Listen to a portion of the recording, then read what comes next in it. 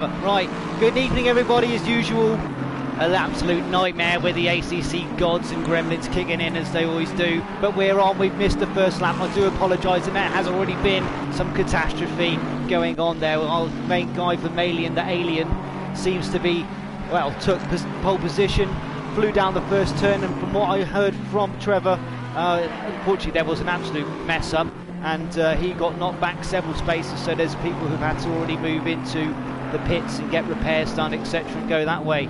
I'm going to get on board with our number one place. Oh, Wilmco's got in there. Good stuff, mate. Good stuff, Mr. C. Ramon. We're going to try and use drivers' real names today, so forgive us if we are flipping and flopping between the actual PSN names and what their real names are. We're still trying to get it all to grips here with our stuff there. Trevor, you still there in the background, mate? I'm still there, yes. The first corner was a complete mess. Jazzman looked like he got it sorted out. He was down the inside and he got the lightest of taps from behind, was spun round 180 degrees.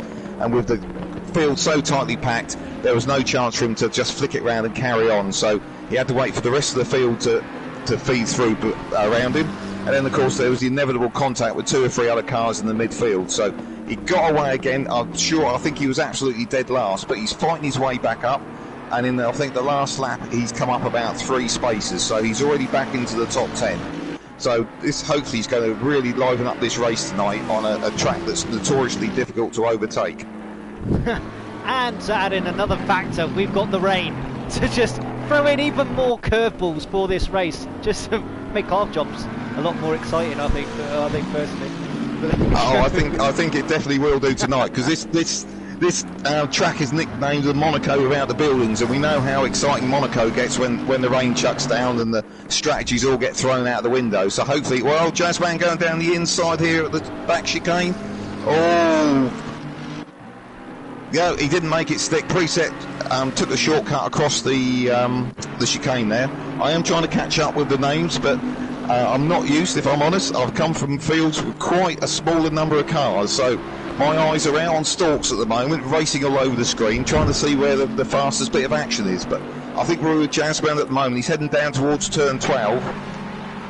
He just can't, and he's just showing, despite the fact that Jazzman, who's a Vermeulen, has got real pace in that car and put in a stunning qualifying performance, and has been the fastest guy so far this season.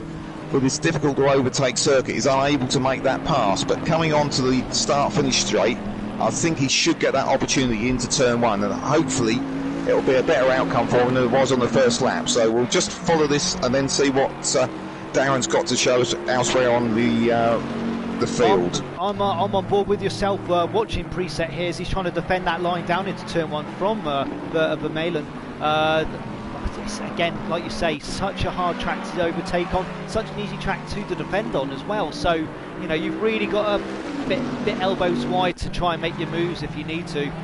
Most of these guys are really good drivers. They like a bit of fair play. They don't want any, you know, they don't want a BTCC, let's put it that way. You know, no Jason Platoing,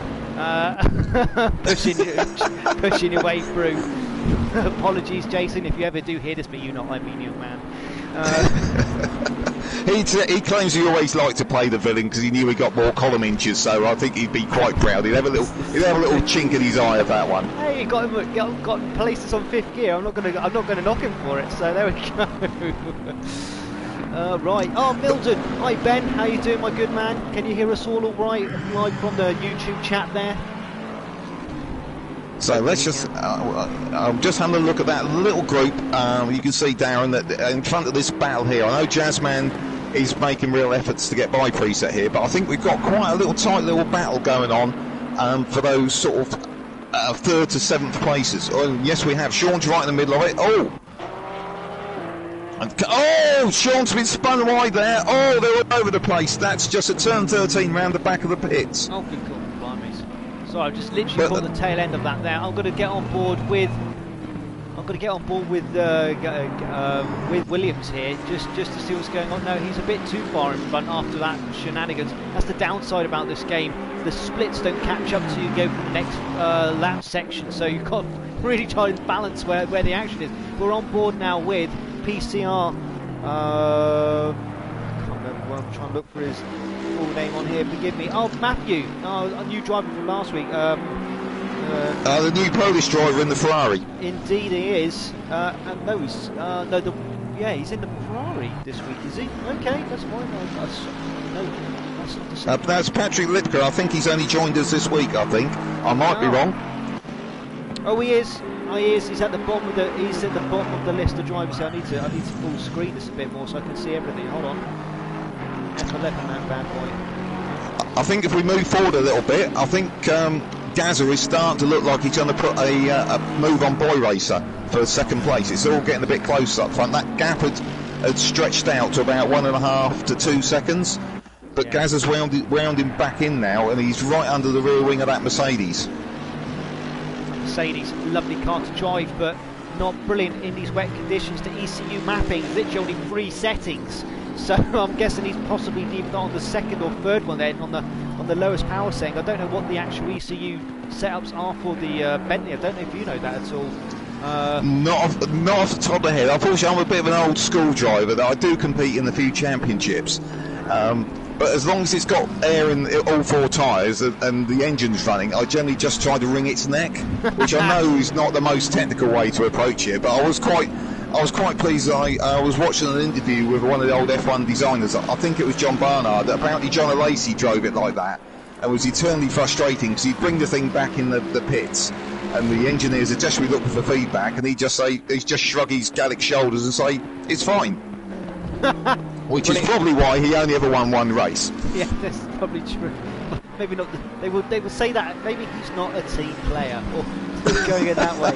But yeah, as we're still on board with McCluskey here, Williams not able to close down that sort of half-second gap that he's gone there. He was making manoeuvres. I don't know if Williams is very much aware of. If McCluskey is very much aware of Williams in his rear mirrors there, and is trying to increase that gap. Well, they've been running fairly close for 2 or 3 laps now, I think. So I think they're just sort of holding position, and we're seeing the problem again with this track, that there's very few overtaking places. One of them being the one we're coming up to now. That if you get a good run through turn 5, you can sometimes get up to the inside of this chicane. But it means, particularly in these wet conditions, to have a real bravery moment to be able to do that. I know. I do love these set of corners though. So much feather. You don't really need to brake. Just a little bit of feathering, but now obviously in the wet, I don't know if you want to take the gamble of touching those bits of coping, which will just send you to the netherworld. Yeah, a little bit of touch too much, and it'll put your back end out, especially with that Mercedes. McCluskey having to watch himself because Williams is now really getting on behind him. Just having a quick look back while these two are having a bit of a dice. Vermeulen, he's back up to 8th now. He's got past those other cars, so he's on the sort of coming up to the back of this leading pack.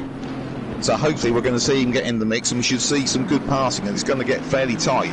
It'll be interesting to see whether he brings in the pit strategy to work to his advantage somehow. I don't know what you think. Well, depends. Again, as I was being failed by the ACC gods, did he take a quick dive in to try and sort out any damage initially after that first lap contact? Or no, he stayed out. Oh, okay. I'm trying to remember. There was one driver who pitted. I think it could be the guy who's in 18th. So that was the only pitter I believe we've had so far that I've noticed. Yes, he's 2 laps down. So Kubala's on. Sure, I need to pull out my old man spec so I can see the print. That's Mac Attack. Mac Attack. Is Mac his first name, or we just dubbing it Mac Attack at this point? Well, it's down as when I looked up and I was doing my research, it was down as Mac rather than Max. Oh, okay, I'm sticking with it. Mac Attack works absolutely fine for me. I'll go with that one. Well, there's half a chance we might remember it, so let's go with it. It's a fair point. Right, as we're watching Vermeulen closing down, I'm going to move down and watch Vermeulen closing down on Corky here. Our eyes are focused on the same spot. Yep, Friedman want to try and get away from this. Friedman doing really well in the first race at Misano last week, but unfortunately just got caught up in a first lap fracard at the back end hairpin, which has sent him to the back of the pack, and he just never really managed to work his way up. Obviously, with a 20 car pack, with an 18 car pack, And ACC being what it is, you don't really have the slipstream and advantages like GT Sports does. It's a lot more realistic. You know, it's really hard to pull yourself back from those positions. But let's see if Vermaelen behind Corky can do this. I think this, if he's going to do it, I think this is. Oh, he's getting really close under the back of the Lexus there. He's obviously really pushing hard. And Will, that Ferrari, he just looks a little bit loose. I've driven that Ferrari a few times, and understeer is basically the name of its game. You've got to just really try and push it, but it understeers all the way through. And the problem is, especially in conditions like this, you just don't have the feel. And as you can see, that Lexus has then made a nice easy manoeuvre past him, along with Vermaelen, battling into that corner. He's about to give up the position. I don't think the switchback is really an option there. It's just too much of a slow corner. Yeah, well, I think what happened was, into turn one, Vermaelen had to take the tighter line because he was still on the inside of the wheel, and that compromised his exit, which is where Will was able to get back down the outside. See, like I said, this is why I enjoy the Ferrari. It is a good car to drive on this game in the dry, but again, I find it. I don't know. I use a Fanatec wheel, and with the mainly understeer sort of feel. Vermaelen's gone deep. Gone deep. He's keeping that position though. He's not gone cheeky. He's been a good sport. Held that spot. Well, it's just interesting. I don't know through there, and I noticed also when he came through the exit of turn 4, he was running wide. I think he's in danger if he's not careful. I'm not quite sure how it's set for penalties in these wet conditions. Of starting to get some track warnings, because both of those areas are ones where both of those are areas where you can start to get track limit warnings. And I think is it a stop and go or a 30-second? I can't remember. I believe it's a drive-through. There's 2 drive-through penalties. One of our guys last week. Let's have a quick look and make sure who it was. It is the gentleman who was in 3rd position now last week. I'm trying to find where his real name is there. Ramon. C. Ramon is Nick Ramon, yeah. Yeah, Nick Ramon here as Wilco down in 3rd at the moment. He had a spectacular race, but he ruined it for himself with track limit penalties twice, losing him a podium finish. He dropped down to 5th position after all that. So you know, these limits can be tested, and if you just push it too much, they will punish you. It's a terrible way of looking at them, but when I'm racing, I tend to use them as jokers. And I don't like to use more than 2. But they can sometimes be handy if you're trying to do a cheeky manoeuvre and try and catch up with somebody. And this is true. I know that the gods of fair play will not be happy with me, but that is something that I've done a few times. This is it. Racing's racing. You can't moan too much. It's just one of those things. I don't really want to lead these guys here because there's just so much going on, but I wanted to just check out what's going on with. Well, do you want to go up front, and I'll stick with these guys, and I'll feed back to you when if you start hearing me squealing, okay, exciting things are happening. I'm going to jump on board with McCluskey here in the Mercedes. He's managed to make his way up into 1st position. He has. We've missed that one, haven't we? I know. And Williams there behind him. He was closer on the splits just a second ago, but it's now dropped to over a second away. So. My hesitation, I'm now going to drop back to Wilco, Nick Ramon, who's now been challenged by Sean Cool in the Aston Martin. And I think the Aston Martin may have an easier plant just round this track compared to the McLaren. And just as it was all happening at the same time, Vermaelen has just got by Coleman Corkery. Oh, is he really? Oh, he has. So he's jumped up into 6th. He's up into 6th, yeah. They're just crossing the line now, so there you go. It's just updated on the screen. Oh, really nice done. At the same time, Sean Cool just outbraked Ramon, Nick there in the McLaren. I do apologise. I'm trying to flick between PSN names and others. It's throwing me every 2 seconds. And Sean Cool doing brilliantly there, moved up into 3rd position. He's going to be very chuffed with that, seeing as he only got a mid-pack finish last week. Yeah, he was down in 9th last week. And at the end of that race, he was battling it out with his teammate, which I can't see on the board at the moment. I don't know if he's further down. just watching Vermeulen around that turn 4 again. He's running wide there again, so I'm just, you know, these wet conditions may sort of tune down those track limit warnings, but he's definitely pushing the limit there on that exit and running wide on that curve, which makes it an easier corner. So it'll be interesting to see whether that comes back and haunts him. But now his leap is to catch up with Patrick Lipka, who's in 5th. He's got a 2-second gap there, so I think it's going to be fairly quiet from his point of view at the moment. But just whizzing back into the midfield, we've got a little bit of a battle going on, 11th, 12th and 13th, with the big Yin looking in a slightly battered red Ferrari, in a sandwich between Giotis and SteamX Gaming, who's our sponsor for this series. Oh yeah! Big Yin spun it! Has he caught SteamX as well? Yeah, he only just brushed him now. He's got to wait.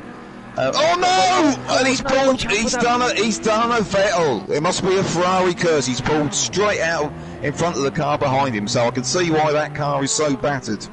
Yeah, and that was Andy White, who's Big Yin. And yeah, there's a bit more damage onto that car. So it'll be interesting to see whether he dives for the pits or whether he waits for his obligatory pit stop. Yeah, unfortunately, Ramos taking a bit of a hit there with that.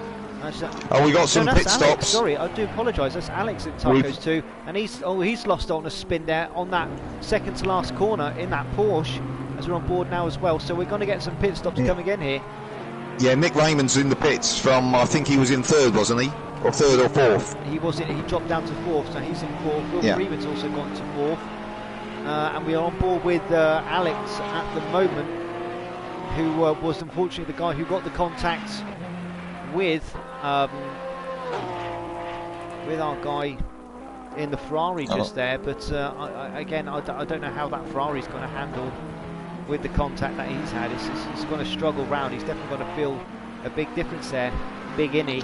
Sorry, I'm trying to look at the actual names of it. White. Sorry, I do apologise. White. Yeah, White. Andy White. Andy White again. Another guy, base very, very similar and recognised with SBR, who was racing last night in the GT3 league.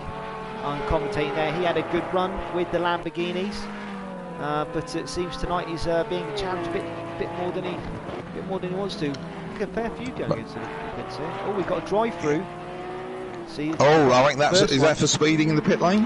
I don't know. No, that's got to be drive. Oh dearie me, Alex. Or track limits. I think track limits with that. And Alex. Well, that's his race gone. Go ahead, Daxi. Sorry, I'm just on board with P. Alex at the moment. I don't know what type of damage he sustained from getting hit by that Ferrari, but he just keeps spinning on this, and he's just dropping further and further and further back down the field here as people are just going past him. Oh, I think we might have had a disconnection here because I've just jumped cars unexpectedly. So I think the big Andy White, the Big Yin, has dropped out. I think he's been disconnected. Oh no, it does seem that we've dropped down to 17. Right. So interestingly, I think Jazzman now. Here's a point for discussion, Daxi. I thought Vermeulen was going to stay out and try and use that because he had a 6-second gap in front of him, and with the guys doing the pit stops, I thought he was going to stay out and use that as an opportunity to try and jump some of the guys in the pit stops. But with 38 minutes to go, he's decided to go for the pits. What do you think? Is that a good move or bad? I would have stayed out personally.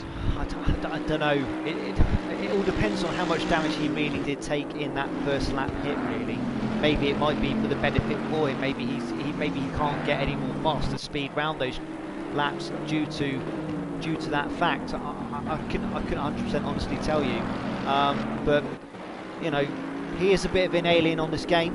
If anyone can do it, he definitely can. But you know, it's going to be interesting to see where he pops back out. It's currently saying he's popped back out in 9th, but then the splits need to catch up. So I don't know if that's completely accurate or not. Well, and also the interesting thing there is, of all the people that have pitted, Vermeulen's obviously the timing's got to catch up. Possibly Vermeulen's at the front of all those. Oh, he has actually managed to leapfrog a bit, has he? Wow, I'm looking down the list there, and everyone down to 8th needs to pit. Now, obviously, Boy Racer, Gazza, Sean were all out in front of him, But maybe he's done the flip-flop of what I was suggesting. He's gone for the pit stop now, hoping the guys in front will hang on for the pits, and he's going to put some fast laps in now and hope that when they all actually decide to go in for their pit stop, that he will come out in front. The danger with that strategy, of course, is that when you get to the end of the race, his tyres are going to be that much more worn than the others. It's a roll of the dice. It is a roll of the dice, but again, I suppose I was going to say yes, but it's raining, but he is still going to have wets on. The wets are still going to degrade just as quick, even though it is in the wet and they don't get as warm. But then you do need to get them as warm. You know, as we all know, 32 PS. Well, the pressure we need for these tyres in the wet, the optimal pressure is 32. That's the magic number we need to look for compared to the 27.5 in the dry. So the wear is still there. I'm currently on board with McCluskey, as him and Williams are still battling it out. Williams doing a sort of slow catch up, and then I don't know if he's just pushed it to a corner, then loses a couple of hundredths, and then does a slow catch up again. Are you with Will Friedman? Because down the main straight, Patrick looks like he's just about to put a move on him. Oh really? Oh, let's go down and have a quick look here then. They're going into turn one. Yeah, Will's gone deep. Who's defending, and Patrick slid up the inside. Oh, and the big Yin's back. That's good to see, but he's just appeared. It looks like he had to buy a ticket to get back in, because it appeared on that shot he'd just come in from the spectator area. I'm sure that wasn't the case. But we're... Sorry, Daxi? No, that's all right. I'm trying to see what's going on here. I'm on board with Will Freeman at the moment. It's the annoying thing about this game. I wish it'd update better, because I need to then go do driver down below to see the one who's actually now in front. Oh, dearie me. It is plate spinning at its best, isn't it? Yeah, it definitely is, yes. Especially when you don't know which plate's about to drop. Yeah. So this looks like there's the lap car in the way here, so that's okay. That's fine spray. Yeah, he's just pulling out the way to let these two guys through. Nice bit of driving there. Yeah. But it looks like Patrick is now pulling away. Now he's got that manoeuvre in. Will was doing a great job defending, but he just tried, like we all do, to go that little bit later on the brakes, just went a little deep, missed the apex, and the door was kicked wide open for Patrick to slide through, which is what he did. And he's now putting a little bit of a gap on there. He's actually really increasing that gap on Freeman there behind him, and good on Brian Spray. I don't know what the actual full name for that one is. Oh, that's Ryan Day. Oh, there you go. Thank you very much. I suppose, is that a bit of Cockney rhyming slang, possibly? Possibly, but you know, good on him for keeping an eye for those blue flags and keeping out for those. We've got another. Oh, he's currently serving his drive-through at the moment. That's a bit of a hero to zero, isn't it? Yeah. Oh God, no! It's a drive-through with a 30-second stop as well. Oh, gee. See, this is what happened. Oh, that's not a good day. That's what happened to last week. Daxi, do you want to pop up the front, because McCluskey and Gazza Williams, the gap there seems to be ebbing between about 0.5 and 0.7 of a second, so I think it's quite competitive up the front at the moment. That seems to be the tightest battle. It does seem to be at the moment. It does seem to be. I am on board with them at the moment as they're coming down round into turn 3, down round this downhill right left-hand turn, and the Bentley having a better cleaner line of it. You really can't push as hard as you want to around that corner, because normally you could just absolutely hammer it round there, but I'm guessing you do need to let off a bit around all of these. It must be so frustrating. It's one of those tracks where you can literally hoon it into some corners, and then some corners you need to let off. But with the added variable of rain, Lord knows what's going on. So let's have a look. We've got Ben here cheering on for the Team Aston going. Sean is closing on the leaders, is he? Let's have a look here. He is. He's in third position. Cool has got up into third position. He's done really well. I can't knock him at all. It's amazing what the wet weather does for some drivers, isn't it? I always seem to go that bit better in the wet for some reason. Maybe it's just because the cars are slower. With my age, I just need them all to, everything to happen a bit slower than I used to. But it does seem to shake the order up, particularly when you've got those slightly not quite so wet races where cooling tyres and looking after your car is so much more important, which for the conditions we've got today, that's not cooling tyres. I'm sure is not an issue out there today because of the amount of. Oh, I think Gaz has gone for the pits. I was just going to ask you what you would do if you were Gazza, because we're coming into that strategy kind of moment. It's 32 minutes, so we're more or less literally on halfway through the race. And I wondered, what your thoughts were, what you're going to do. So I'm going to flip that question into a different format and say, you're now out in front. You're Ben McCluskey. So what do you do now? Do you think, if I go back to back with what he's just done, hopefully I'll come back out in front? Because the other hidden factor we don't know is how much damage these two cars were carrying. Oh, and Sean's gone for the pits as well. They both won. Oh, full blind. I have to admit, I don't know. It's all one of those factors. It all depends on what. I'll be honest with you. It depends on what type of groove I'm in at the moment. If I'm in the groove, if I'm getting consistently half-decent lap times down, and I think I can keep at that, I will probably try and stick at it and see if I can increase that gap, and then make it for when I need to. When I go for my pit, I've got enough space and distance, because it doesn't matter how good a driver you are, that first lap, first few laps after you come back out of the pits, you are never as quick as you were just before you went in. It takes time for that rubber to get warm, it takes time for you to get the feel of the car again and settle back down. So myself personally, I'd wing it, I'd stretch it out a bit, I'd see if I can increase that gap and try and make sure that there's no form of leapfrogging that could be done to me when I do go in there. But that's my personal opinion. Again, I'm not in the car, I don't really know what the actual, if there is damage and effects to that, which can be. For now he seems to be, oh no, he's coming in. He's coming in. Everything I've said has just been blown out of the water. And of course, I'm going to now be the expert and say, that's exactly what I would have done. Oh, of course you would. Of course you'd say that. Of course you would. No, well, but there we go. In about, so we've got a 30-second stop. Plus, it depends whether he's got any damage, because it's optional as to whether he decides to repair the damage. So he's got at least 30 seconds, change tyres, refuel if he wants. It won't affect the length of the pit stop. It's the damage is the element. So it might be interesting to hop on with, who was in second place? It was McCluskey, wasn't it? It was Williams, I think, in the Bentley, and we've got Cool, who was then in third place there. So I'm on board with fifth place currently with the Bentley, who's just now come around that 90-degree right-hander just before the last little two corners. Yeah, turn 12, yeah. So McCluskey's still sat in the pits. We've got this is quite exciting. Where are you? Be tight. I got our guy Ben Milden. He's down, he's going, he's rolling, he's in the pit lane. He's in the pit lane. But is it going to be enough? Let's have a look. Bumble. He's out of the spit limit. He's coming out of the track. He's Williams onto the track. Right up behind him. He's pulled out just before Williams. Oh, he's going to be able to defend that. No, so he's done it well. He stretched it. He's done it well. See, I told you, Daxie, that was the way to go. Well, I would have told you. But let's have a look. Have we got any other little tight battles? Because they do seem to be settling out a little bit. Because the other thing is, Preset, where's he going to slot back in? Because obviously he's decided to hang out those tyres as long as possible.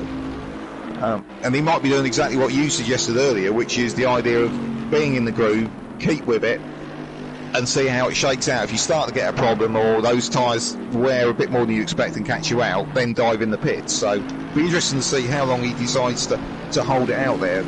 Because that's Tom Preset. Cruising his name there, isn't it? We're getting a lot of noise from Ben Milden in the YouTube chat there, saying that Gaz has had repairs. He's going to come out swinging.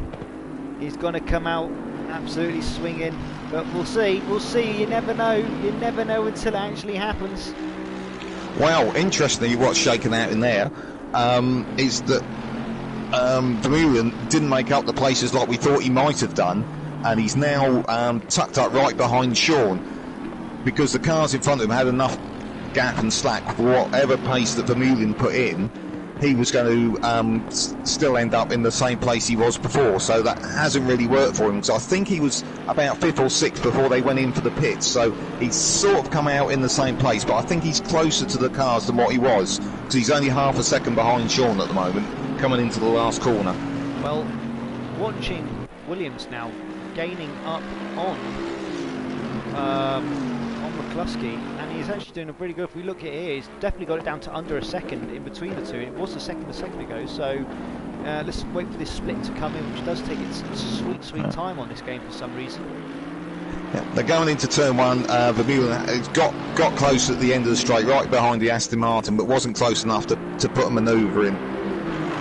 So I imagine they're probably going to hold position round for the next lap. Oh, and Tom Preset's gone for the pits. No, he's disconnected. He's gone. He got another DC. No, he couldn't have done. Right, where is he? Man down. Yeah, no, because we lost, and then we got Big Yin back, didn't we? Oh, did we get Big Yin back? So we are now back down to 17. It seems that off on board with Sean here, getting absolutely hounded by Vermeulen behind him. Yeah, we're on the same spot there. Yeah, looking down the field, the rest of them have shaken out. It looks like, I think, you know, Ben Milden's commitment that Gazza Williams was going to come out of that pits firing on more cylinders than he had before the pit stop.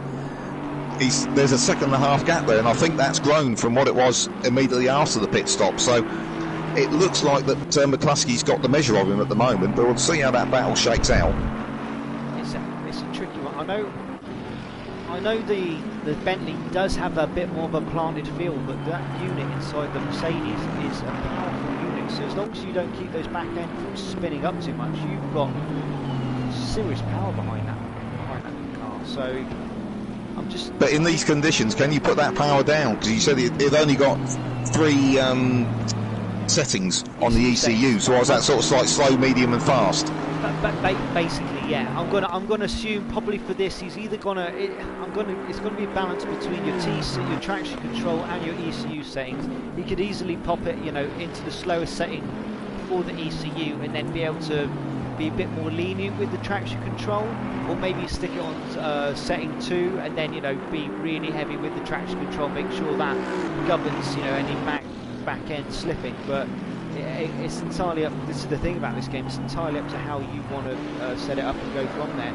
On the side note, it seems that Nick C. Ramon he's just pitted. He's got that drive-through penalty. He's pitted, and that's it. He's just going to call it a day and just sit in there for the rest of it now. So he's sat in 17th and he's not going anywhere, which is a shame. You know, he could have maybe got something back up with points, because, you know, you've got points all the way down, and I believe till, I think it's, you know, into the early teens you can still get points. I think down to 17th. So, you know, it's not a complete, you know, it's not a complete dead end game, but, you know, it's entirely what you want to do. Well, and I'm with you. I think he's made a mistake there by parking it up, because there's been a number of races, and I don't know how you are when you race, but I race with a guy in my ears who's, you know, a bit like who's Lewis Hamilton's guy, Bono, when I'm sort of throwing a hissy fit. And deciding, right, that's it, we're going to quit, we're going to park it up, and I've got my man in my ears who's always calming me down, saying, no, we can make this work, and hang on, he's tried to do it, and he's pushed him out there. He's left the door too wide open there. Sean may have lost out. He has. I think he just went a bit deep on the brakes, and Vermeulen was there. You know, but mind you, he's not that confident. Vermeulen's gone defensive. He's brushing the pit wall with his door mirror. Sean's coming wide. No, he's never got. Oh, that was a little bit naughty, Vermeulen. You were cutting him right off. That was a bit close. Can he get anything? Oh no, I think Sean might be back here. What do you think? He's going to try go. He's going to try, but he's not got the line into the next corner for it. So it's either going to be some nice early braking and see if he can then switch back round this corner. But he's not been pushed wide. Let's see what happens now coming into this next corner complex. No, he's stuck behind him. I don't know if he's going to be able to make any more manoeuvres. Oh no! Oh, he's gone! No! Oh no! Oh, the Aston Martin of Sean Cool there just pushed too hard out of that turning and lost it. And luckily held us onto his 4th position spot before before Coco Corky, the Lexus behind him was able to catch up and take advantage of that slip anyway. But did he make much contact with the barrier there? I saw him get the tank snapper on, but I was on with Vermeulen, so I didn't really see what happened there. I've been on with Cool there. He did get a bit of a thump into that barrier, so it's going to be watching him and seeing if that left hand side is maybe not able to turn as well, or is a bit more turny. I'm not sure, but yeah, it's a shame. I'll be looking at the times there because he's got Coco a couple of seconds behind, and he may well lose that position. But then it's another 18 seconds down the road to Michael. So I think if you'd have to have, with 21 minutes to go, you're going to have a significant problem to decide to pit, because the pit's going to cost you probably a good minute. So you're going to fall right out of the points with that kind of decision. So I think he's got to stay out and just drive round it. Which, going back to what... Go on, Daxi. Oh, no, but from exactly what you're saying, I'm watching him for now, and at least for now, he doesn't seem to be wrestling with it too much. So I don't know if it's...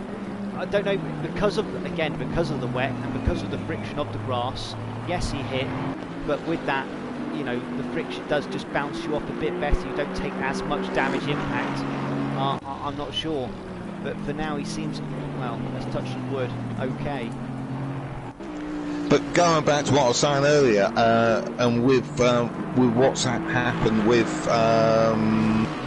Nick Ramon in the pits, I think it's very important. You've just got to hang it out there, because like I was saying with my engineer when I'm driving, it's a case of stick it out. You never know, the race can come back to you, and you can do different strategies. And it's amazing how many people drop by the wayside, particularly in these hour and a half races. So it's always worth hanging in there. And there's a number of times, 2 laps in, I've been like 17th, and then somehow I've ended up with a 4-4-5 at the end. And I must admit, I'm watching my Twitch feed back again to try and work out how it happened.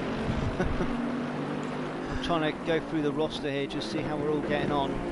Well, we've got somebody who's just coming into the pits, which is Matthew, who's second in the championship at the moment, and he's down in 10th. He's already pitted for his compulsory pit stop. Must have picked up a bit of a knock there, or something has happened. Well, I think he just got passed by Panagiotis Kiranias, and that's the best I can do.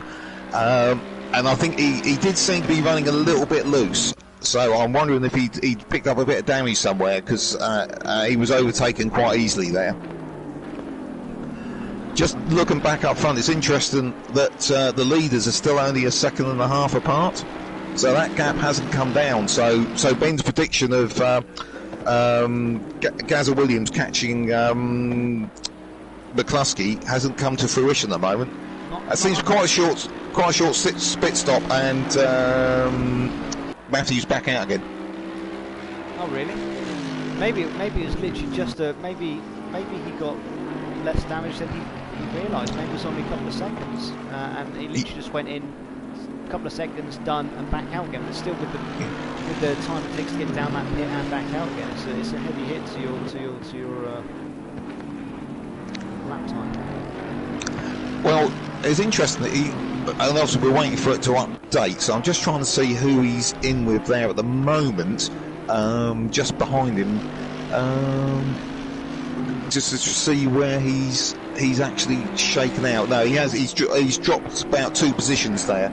He was up in 10th, I think, and he's now down to 12th. So it's cost him a couple of positions, but of course, having an undamaged car and 18 minutes left, he may have the chance to catch back up again. This is it. So, and those... Sorry. Go on. I was about to say, especially if it was some form of aerodynamic damage which he managed to now pick up, which would either help him on the front end or back end. In this weather conditions, it's what you need. Well, I've just cast my eye up the front. Vermeulen, this 6-second gap to the front 2 doesn't seem to be coming down at the moment. Yeah, no, it does. With how slow it takes to update with just literally every stint, it does, you're right, it just seems to be 6 seconds at the moment. I'm on board at the moment with our race leader on McCluskey. With Williams, again, like you say, Williams just hanging that 1.5 seconds behind him. not really gaining, not really losing, just sort of sticking through with it. And it seems that McCluskey's got himself into a nice little momentum here. Well, I was just looking a little further down, and there's Coleman Corkery and Sean Call down in 4th and 5th. Coleman's got the gap down to under a second. So it'll be interesting to see whether he can close that gap up. He's got that nice visual, the car in front's getting closer, and it's dragging him in. So it'll be interesting to see. The gap's around about a second at the moment. He's in the Lexus there, just behind Coleman, Sean in the Aston. So it might be interesting to see how this battle pans out over the next few laps, because we've got just under 17 minutes left. And this is probably one of the closest. And Will's on Patrick Lipka as well, only by about a second and a half. So we could see that one develop as well. It can all happen now in really the coming up to nearly the last 15 minutes of this race. You're right, we're on board now with Sean Call. See if he can hold off the advances of this Lexus behind from Corkery. I do apologise. There's always that pause while I'm just trying to find out their actual name. I need a big board. I think this week I'm going to have to invest in something the size of a door, as like a whiteboard, so I can write all these names on, so I'll be able to just look up and do it, rather than lifting up my old man glasses and looking desperately down the list trying to work out who's who. We need to speak to our race sponsors and see what they can do to help us out with some form of new technology. I'll tell you, we need a commentary box. We demand a commentary box. Daxi, have you forgotten really about how unreliable this game can be at times anyway? Yeah, and you want to add in another layer of complication? Yeah, made a mistake there. Yeah, Corkery made a mistake there, and Cole's he's galloped off into the distance there on the Aston. Isn't that so painful when you've just crept up at 0.1, 0.2, and you just got that bit closer, and then in a heartbeat you've lost 2 seconds. It's absolutely soul destroying, and then you've got to do it all over again. It's that I have to admit, the one thing I suffer from most is when it does go wrong, that rage try to catch up, and then the following mistakes I make from that rage catch up, where it all just goes wrong and I'm pushing too hard. And I think that's exactly what happened with Sean earlier, because I think when he got passed by Vermeulen, he then immediately was trying to, it was that Valentino Rossi strike back immediately kind of attitude, and he went for it. Unfortunately, it bit him, and that put him in the barrier. So I know exactly where you're coming from. You've got that, right, okay, I'm going to get this position back, I'm going to get it back now, and the next thing you know is you're chewing arm coat. So the gap up the front's coming down a little bit, but they're concertinaing up, but so slowly. Vermeulen's got the gap down to 5.5. Gazza Williams has got the gap down to 1.25, but it doesn't seem like it's more glacial than tidal wave changing at the moment up the front there, isn't it? It definitely is. I want to say good evening to Chirpek, sorry, my man. Just saying hi in the YouTube chat there. And yeah, it has seemed to have spread out and spaced out, at least for the time being. I'm still on board with Sean here. I don't know if there's anyone else that you've seen that's worth having a quick ganders and seeing how they're getting on throughout the pack. Otherwise, I'm just going to start having a look down the pack and see how they're all getting on. Look, I can't see anything where it's overly developing. It's just that front battle. The gap is down to just under 1.2 now. So I don't know if that's just the ebb and flow of the lap causing that change. I've just gone on board here with P. Alex, and I've just seen him spin out, and then the Ferrari of... I didn't see who the Ferrari was. I think it was the frying spray. Accidentally tapped him there, and no, it wasn't. I can't. Where's that Ferrari which just went straight past him? Was that Big Innie? It was Big Innie. Oh, he's not out there. No, Big Innie's getting back into it, up in 16th. I don't know if he can. He's trying to unlap everyone, so good on him. Well, he's lost quite a lot of paint on that Ferrari already, so I wonder if there's a post-race weighing, because he may need to tip a bit more Ferrari Rosso red over that car to get it back up to the weight limit. Get penalties for being underweight due to paint loss. Gap to the leaders down to a second. It could be all on. I don't think Vermeulen's... We've got So we've got 12 and just under, or just over, sorry, 12 and a half minutes left. So I don't think Vermeulen's going to come into play, but I can see that leading battle coming into play. Let's get back on board. As McCluskey's going to get, is possibly going to get held up now by the McLaren of Koto. No, he's done well. He's got, he's ran off. He's let him down. He's done the blue flag due diligence. So it's a shame, because I was sort of rooting that would happen, and then Williams get back involved, and we get a little bit of an action-packed last 10 minutes. Well, it's brought it down under a second, so we could have action just about to be unpacked. It's interesting, the blue flag situation there, because with different series there seems to be slightly different conversations about whether, as the car being lapped, you should stay on line and let the other car go round you, or whether you should move across and let them by. If you're not in a battle, I always think you should just, and if I'm in that situation, you should just move over and let them by. Particularly on a circuit like this, it's so difficult to get round the car in front if it's only a second or two a lap slower. I've always thought that's a little bit of an odd way of looking at it. I don't know what you think, Daxi. I don't know. So, it's a tricky one. Obviously, if you do get a blue flag, it does make it nice and clear to you, but when they're at least a good second away from you anyway, so you should be getting a heads up that there is a blue flag going on. But then, like you say, it's when they do catch up with you, do they catch up with you at a corner that you need to hold your apex on, or else you could lose lose valuable time to whoever's behind you.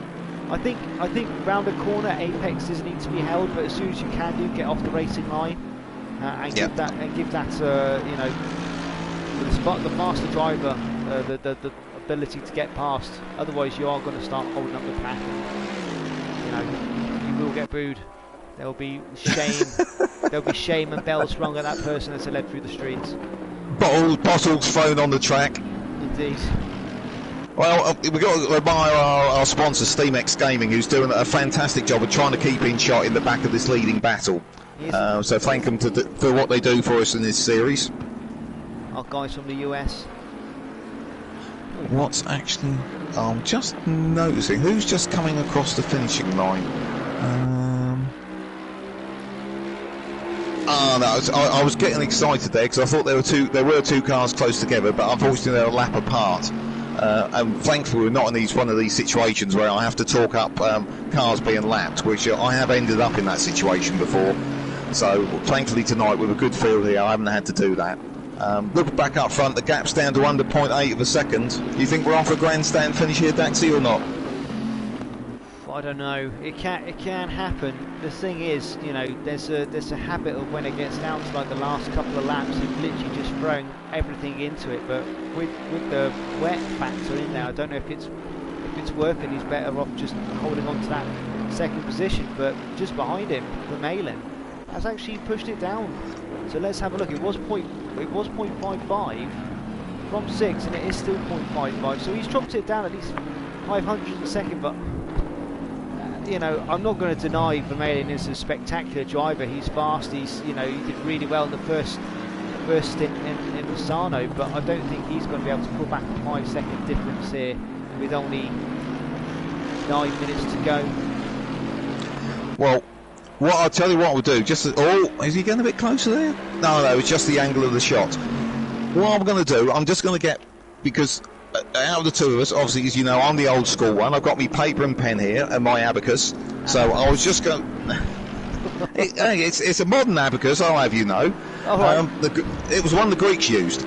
And what I'm going to do, I'm just going to do a quick bit of totting up and just seeing what's this going to do for the championship. Because obviously, Vermeulen down in third, I think this. Oh, hello! Boy Racer's spun. Spun. Leaders change. Why did that camera angle ruin it for me? Camera angle absolutely ruined it for me. I was on boy racks the whole time. I can't believe this. Right, well, Williams. It worked, bit of pressure, and he fell over. Fate has shown a bit of fortune on Williams then, and McCluskey cursing the heavens. And Vermeulen slid through onto second, so Hang on, I'm just going to have to tip the abacus all over to the left again and start all over again. Typical, isn't it? Commentator's curse, abacus curse. This is it. So I think that's safely going to leave Vermeulen in the lead of the championship. Again, he's definitely got that second position, but still, there's still now 6 point, still a 5 second gap between him and first place. I don't think he's going to be able to take any advantage of that there. He hasn't been. It doesn't seem to have had the speed that he had at round 1. He doesn't seem to be chipping it away, does he? Because that gap's been 5.5, 6 seconds for what, the last 10, 15 laps, and I can't see in the last 7 minutes, which is going to be about 4 or 5 laps, he's actually going to make the difference to be able to bridge that gap, unless it all goes to Gazza Williams' head and he throws it into the grass. But I can't see that happening now, because the one that fell under the pressure there was Boy Racer, who was Ben McCluskey. Yeah, last poor Benji, as it's been screened from the YouTube chat there by our boss man Ben Milner. Unfortunately, he did fall foul to that. But yeah, you know, this is the problem. You can't. You're limited to how hard you can push in the rain. You know, you want to be able to try and make that move up, but at the same time, right, okay, I know I'm not going to get first, I'm going to get second point so, and that's going to be good enough. As I've, you know, as you said, first lap, first corner, he got knocked back to what, was it 9th, 10th place? And he's managed to fish his way all the way up, back up into the podium spot, so, you know, I'd have to have a look at my Twitch feed. I think he was almost down in last, but one of the problems is, as we've already mentioned, that this takes so long to update that I think by the time he got going again, he'd taken sort of 2 or 3 spaces back. I've just the abacus results are in, and the championship top 3, assuming nothing else is affected by the commentator's curse. Vermeulen will retain first place. He'll be on 48 points. Gazza Williams jumps to second on 44 points. He's 4th at the moment. And Ben McCluskey will be 3rd with 42 points. So the great thing with the points in this championship, there only being 2 between each of them, is that it makes the championship stay tight for so much longer, compared to something like, say, Formula 1, where 3 or 4 good results and all of a sudden you've got a race gap in the bag. Whereas this is definitely not the case. If it's settled up front, do we want to have a look down at 7th and 8th with Will Freeman and what we're watching now is I've already jumped down to Will Freeman here, who's not being able to spin of the Bentley there. That's Matthew. Oh dear. Yeah, he's gone from bad to worse, because he was second in the championship after the first round. And it's really sad I didn't even add his points up, because I looked where he was and I thought it's going to be painful. He's going to have 6 points, so yeah, he's going to drop down quite a number of positions. Freeman under attack from the fellow Ferrari behind him here. I found that I found that Ferrari to be a fast car, but it can bite you. Oh yeah, they're like I say, because of the way it feels, the edge that you're pushing is really hard to feel generally, and then when you add the factor of rain into it as well, that edge that you want to ride along to make sure you're getting as much as you can do is just, it's not, you just don't know where it is. Plus I don't know how well Will has actually managed to repair that car from the looks of it, from damages he's had before. So he, even if he's on a good day, I don't know if just due to damage factor, you know, Patrice is going to be able to get back at him, and he really is coming in for the attack. Oh! There does seem to be quite a damage factor of paint on those Ferraris. Is it water washable, do you think? I don't think so. It's going to cost him a couple of $100,000 just for quick spray paint, I would have thought. Especially at Ferrari rates. Yeah. But I think we're right to stick with this for now, because I can't see, with 3 minutes to go, I don't see any other battles developing, and Will seems to be taking quite defensive lines here. So I think Patrick might have a look up here in the chicane. He's run wide a little bit onto the grass. He's really under the rear wing of the first Ferrari there, trying to see if he can get Will to make some mistake. So I'll be in. Go on. No, go right. Daxi. Freeman's just trying to do as defensively as he can. Little wiggle there. Try not to touch that coping. It will do you a disservice. Out of those two, Patrick definitely seems to be the driver that seems to have the car. Is he going to do it here? No. No, it's an opportunity, but you just... Oh no! The differential is speed. Oh, sorry, I thought he went over that bit of coping on the middle of that corner. I saw his back end twitch. I thought that was him going to be sent. Oh! Will's gone deep. Realm. Will's gone deep. Oh, no, Patrick's got him.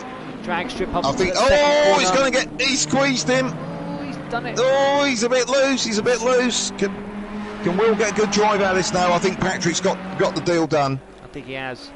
Yeah, I think he actually did that. I think Will caused that to happen because he went wide further back into turn 13 and Patrick jumped on him and that put Will out of position, and after that I don't think Will was ever going to hold on to the position.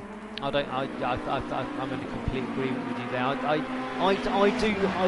don't know, but I am going to definitely speculate that Freeman does have some form of damage on board that Ferrari, so even if he wanted to, I don't think he could push it as hard as what Patrick is able to do at the moment, because Patrick is now, he's just galloping away, absolutely galloping away into the distance. You know, I say this, it doesn't seem like much, but you know, it's gone from 0.3 to now 0.5 in the next split. Oh no, Freeman's gone, and that's him gone. He's gone around that turn and he's lost it and he's hit the barrier there.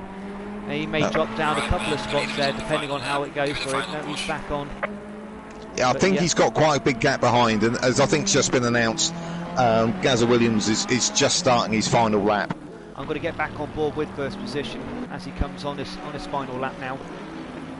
I'll keep an eye further down, but I don't see anything else developing at the moment. There's the top 5 or 6 seem to have a steady gap of sort of 3 to 5 seconds between each of them. So I don't see this developing anywhere. Will's obviously made his mistake now with the timing. It's showing it's tighter, but it hasn't caught up. But Giotis is quite a long way behind him, so I think Will's safe in that position. And by the looks of it, I think he's just pedalling it back home. That's it. I think it's definitely 1, 2, 3 are set in stone for now. The Mercedes of McCluskey, going to just be kicking himself a little bit there, because he could have had maximum points instead of third place points if he just held off a bit. The defence that you can do in this track is really easy. Well, it's not really easy, but it's the defence you can do on this track. The track does assist you. It's just the rain then puts another, you know, I can't push too much, because then if I push too hard, I brake too hard, I'll lock up, I'll make that little bit of gap which someone can take advantage of. That's what happened to him. And to show how costly that is, I've whipped out the Mudley Talker Abacus, and had he not thrown that away, he would be leading the championship. Oh, it's that painful. Oh, it's that painful. That is really painful. It's the Fraser Hero to Zero, and as they're working their way, I'll just come back up the top with you there. It's coming up to the end of the race. Yeah, go on. You take it to the finish, Daxi. Williams, well done in the Bentley there, taking the checkered flag for first position. The Malin there in second. Brilliant race from him there, dropping back really far down the pack after that first corner mishap, and now manages to still get a podium position, which, let's be fair, is not an easy feat, especially in ACC. Boy Raxa in McCluskey in Mercedes there, taking third. Shame, he could have had first, and like you say, could have had maximum points going into the rest of his championship, setting him up really well for round 3. I don't know, what's your feelings on this? Yeah, I was interested to see how well Vermeulen was going to come back through. As we've already said, this is such a difficult track to overtake on. I didn't know how well he'd be able to put it through, and whether he was going to use strategy. And it was interesting to see that he didn't really use strategy to turn his race round. He merely pitted, I think, around about the same time as the others. I think he pitted at about sort of 22, 23 minutes. And he didn't really affect his race. I wondered if he was going to go long and let everyone else pit and be behind him and put some fast ones in. So I think he did a cracking job to get up there. But obviously that spin by McCluskey, you know, handed sort of first and second a free ride there, really. So yeah, but I think it was a really great race because it was tight there at the first lap. Again, these guys, I think in some ways, are still learning to race with each other, and there was a bit of bumping and boring. It'll be interesting to see whether there's any kickback afterwards. And it was all a little bit too tight, and I think everyone was trying to make too much at the start.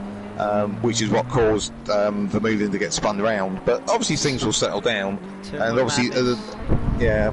Oh, and of course next week we're at Imola, and we'll have the same thing. I don't believe we've got the rain, but we're going to have the similar problem of you've got quite a long straight there with a heavy braking and a tight corner at the end. So it'll be interesting to see how that shakes out.